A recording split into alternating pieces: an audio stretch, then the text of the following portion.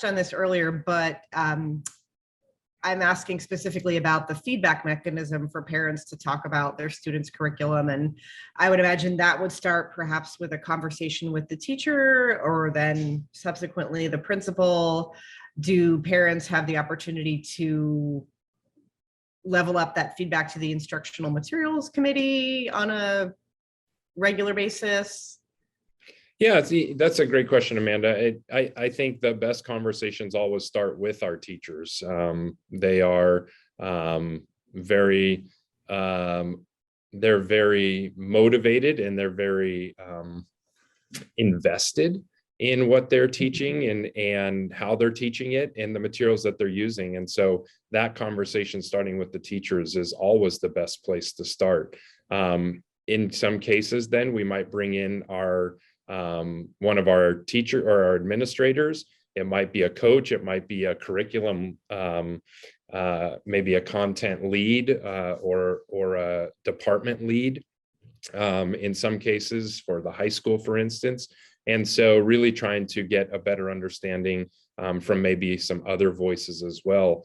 And in some cases, then it also involves the learning services team, our director of learning services, Jamie Prescott, or assistant director, Nova Williams. It might be a discussion around some materials that we're using for students receiving special services or special education services. So Dr. Suann Booby might be brought in to add some more to that conversation.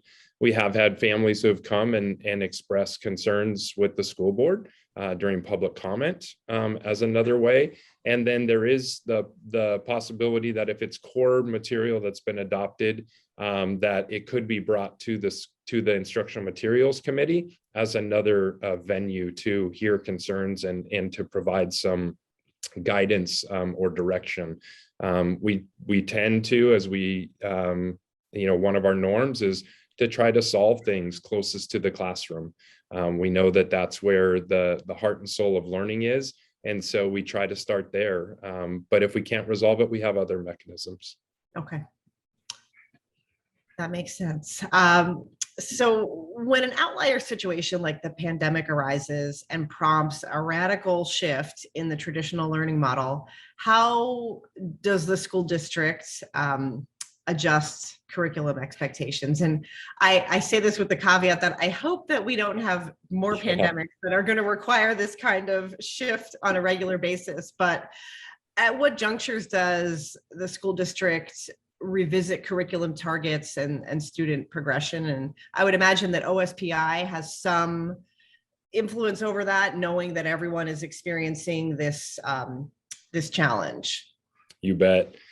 In that instance, because of all of the different emergency declarations that were being made, that was really paving the way for us to really reconsider and do things differently. Even our grading, especially in that first semester, the State Board of Education was weighing in at that point to give us some guidance on what we could relax on or that we needed to stay true to. And so you have the State Board of Education weighing in, you have Office of Superintendent of Public Instruction, OSPI, weighing in. And what we were really doing in the school district is really getting a clearer idea of what's essential in terms of the learning, given everything that was coming at our students, the challenges with teaching in new and completely innovative ways for our teachers. We had to really think about what's most essential for the learning, whether or not those were grade level targets or course targets in middle school and high school.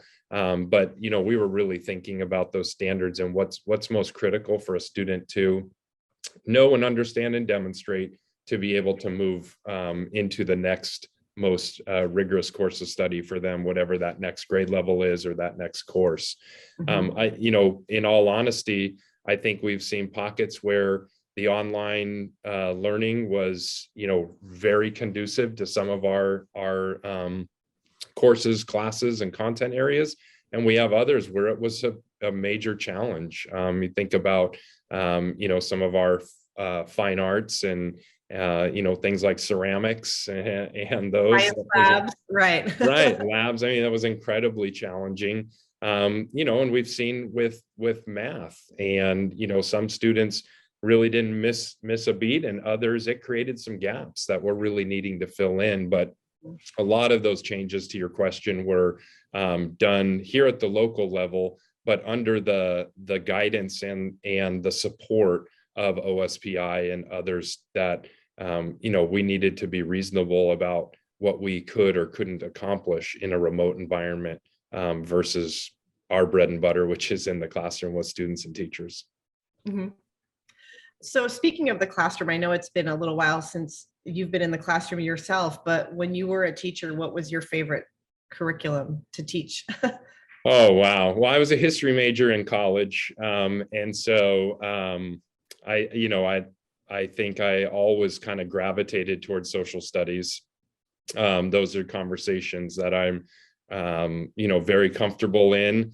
As an elementary teacher, I think I discovered a love of math that I didn't have before.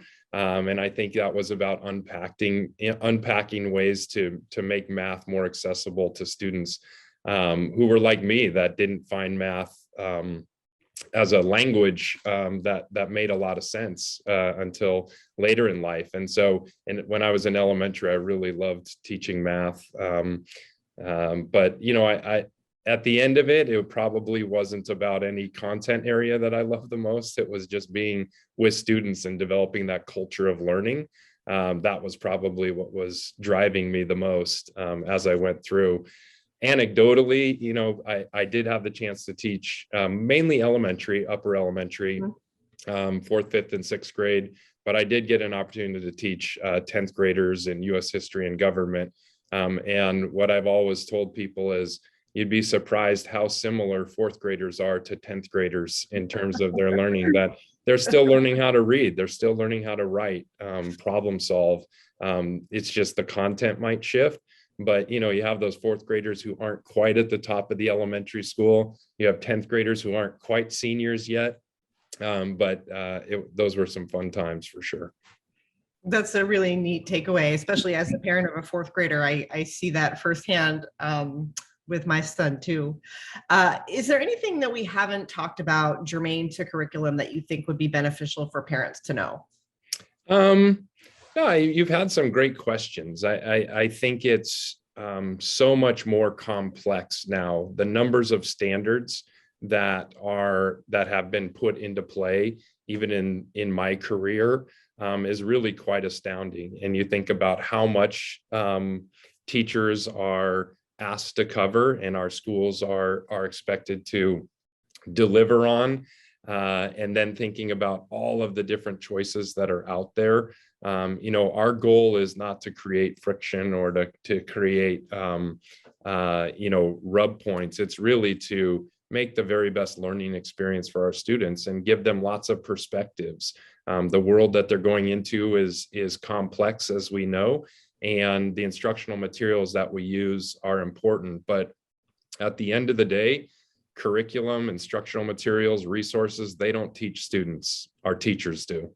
Yeah. And so it's really, the materials themselves are just a vehicle. It's the learning, the conversations they're having, the reflections that they're doing. That's what's most important. And if there are concerns about perhaps the way something was presented or whatnot, as we talked about earlier, just reaching out to the teacher. We're all humans too. We don't have perfect answers all the time, even though our teachers and our paraeducators and others are tremendously skilled. We're a learning organization and we're not perfect. The materials aren't perfect, but we're always trying to make the best for our students. Great. Thank you very much, Dr. Rundle, for taking time out of your day to share some feedback on this topic. And this has been our PTA Mercer Island School District Q&A series. Thanks for watching.